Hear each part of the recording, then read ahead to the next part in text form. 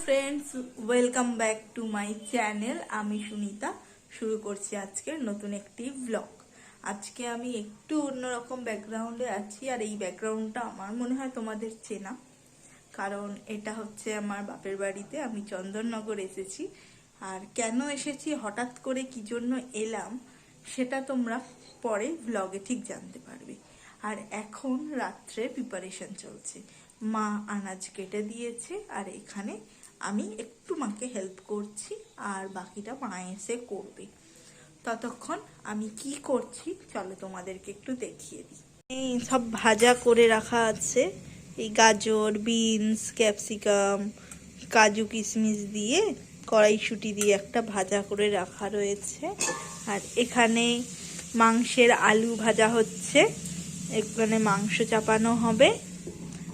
আর এখানে ভাতের চাল রয়েছে, ভাত তো হবে না, বুঝতেই পারছো কি হবে।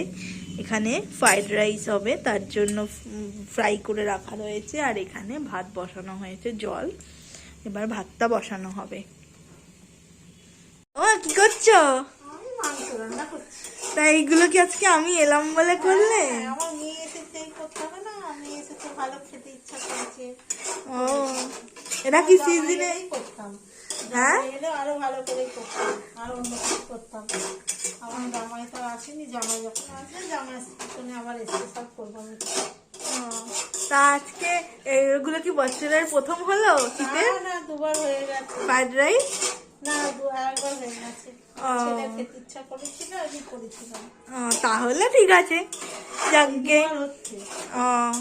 হচ্ছে কি দেখে খুব হেভি আর টেস্টি মনে হচ্ছে, আর দেখি খেয়ে কেমন লাগে। চন্দননগরে মধ্যমগ্রামের থেকে বেশি ঠান্ডা, আর সেটা আমি এখানে এসে বুঝতে পারছি। বেশ ঠান্ডা লাগছে, যেটা আমার ওখানে লাগে না। এখানে বেশ ভালো ঠান্ডা আছে। আমার মা সোয়েটার, চাদর সব গায়ে দিয়ে রয়েছে। এখানে মনে হচ্ছে সোয়েটার পরে শুয়ে পড়তে হবে, এরকম ঠান্ডা। আমার ওখানে তো ঠান্ডাটা একটু কমই মনে হয়, যদিও শহর কলকাতার উপরে একটু কম লাগে ঠান্ডা, তবে একটুখানি মফস্বল এরিয়া বা গ্রামাঞ্চলে কিন্তু বেশ ঠান্ডা। হয়তো আমার চন্দননগরের থেকেও অনেক জায়গা আছে যেখানে আরো বেশি ঠান্ডা। দেখা যাক।